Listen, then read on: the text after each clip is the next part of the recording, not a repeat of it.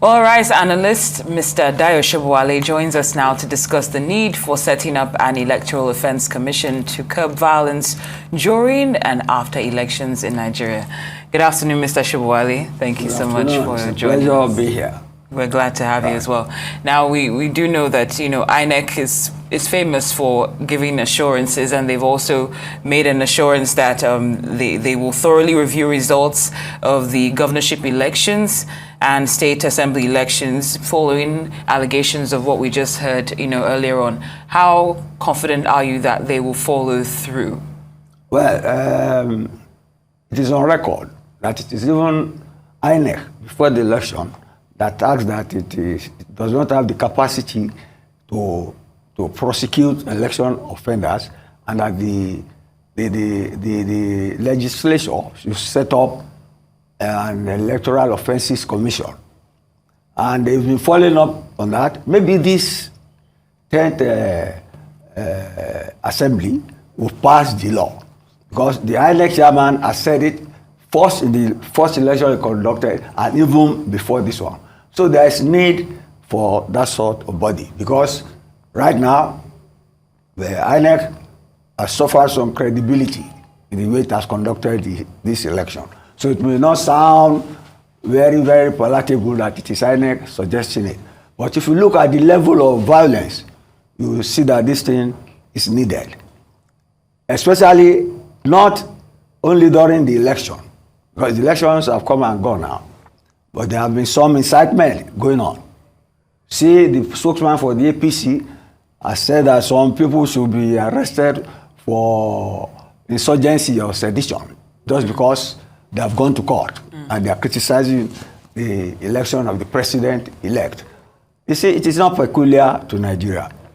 I think what we should do is have a commission in place or law enforcement in place to arrest people and prosecute them almost immediately, so that that deterrence is clear and bold and is able to deter people from perpetrating electoral malpractices.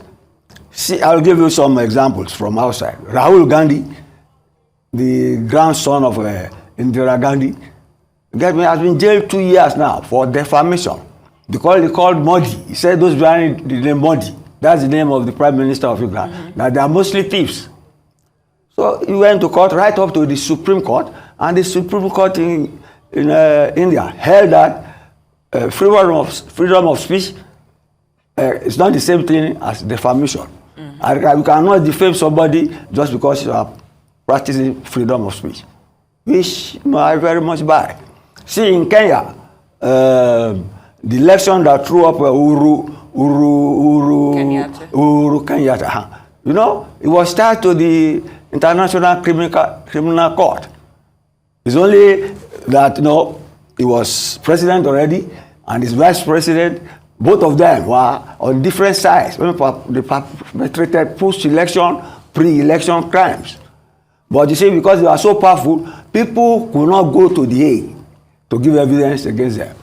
That was how the offenses lapsed. So, and here in Nigeria, see the election, people have gone to court.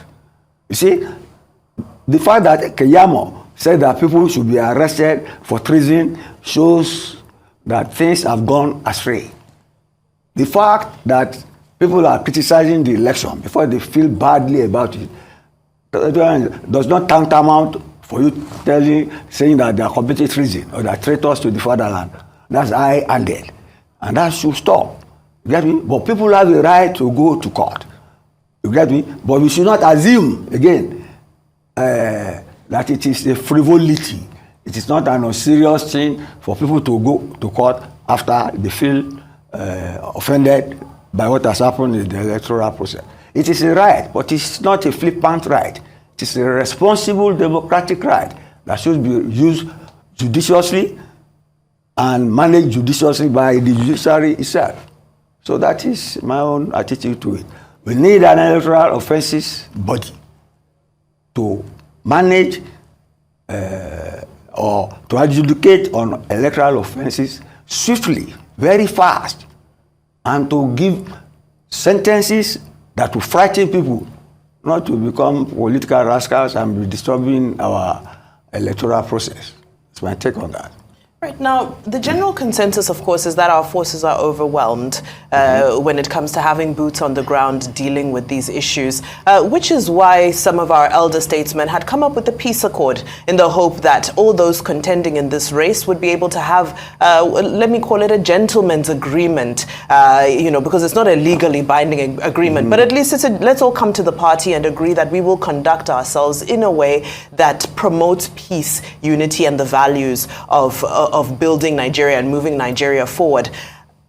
Clearly, that hasn't been enough. My question to you is, how enforceable would any of this be, even if it were to go to an election offences commission? Because it seems that it's only the traditional institutions that are feared and respected, and not even in all cases, as you've rightfully pointed out, that somebody's already, making jest of the fact that somebody is going to court. So how enforceable would this commission be, or is it another, another ceremonial? No. Let me take you up. You see, I like the way you have brought on the Peace Commission, where people sign so that there will be no violence. That commission should go further and help in the establishment of the Electoral Offences Commission, so that you just don't have peace of the graveyard. You say that you have signed peace, people are still, running after each other. You see, the army, the police, they have tried. Even it's in the newspapers, the number of rifles that the army said they recovered from even Boko Haram, people trying to upset the political appetite of the electoral process. They seized them and they handed them over to the police. But then, if you have an electoral commission, if it is to have its own prosecutorial team and its own enforcement agency, that can be worked out. And I think this Abdul Salami committee can put that in the pipeline, so that they don't wait until the next election before they start asking people to sign papers that they don't respect. Anyway, so I think INEC, in spite of all the battering it has taken, INEC has always said that there's need for this Electoral Offences Commission. So INEC and the Peace Committee together can put us together immediately after this. That doesn't mean that those who have committed these offences should not be punished now. First, they should be arraigned so that people see them for who they are. And there's some deterrent. And not only the poor street offenders. See, those financing them, they are known. He mentioned somebody in Delta, well known, who contested. The police can call him. You remember the other day we had a police officer in Kano talking about how they went and arrested a legislator and things like that. Yes. So you see, the processes are in place, but then it is the implementation and the spirit of it and the ability of the system to work as it should. This has been tested. That's the situation. Thank you, Mr. Shibali. Now, whenever that commission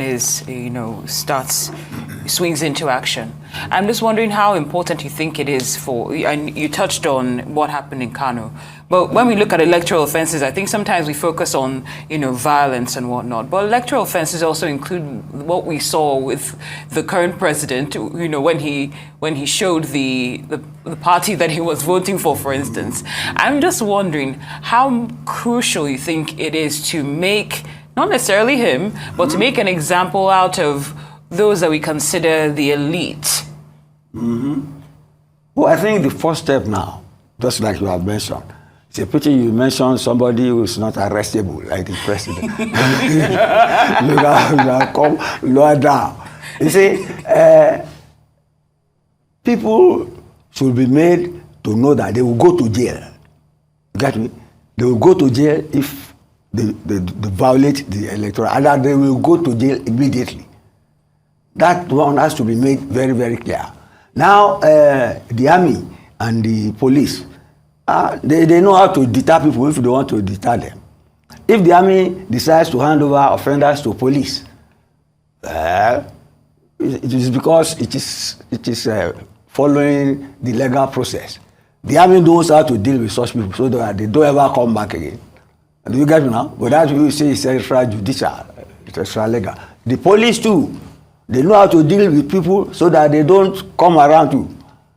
But then, you know, NSAS will lead to NSAS or things like that. So we have to do things constitutionally. Yes. Get me? But put the institutions in place, not have one election and go to sleep until 4 years later. That's right. And then all the criminals have walked away scot-free. Yeah. That's no deterrence. Mr. Dayo Shabuwale, thank you so much for your insight on this particular topic.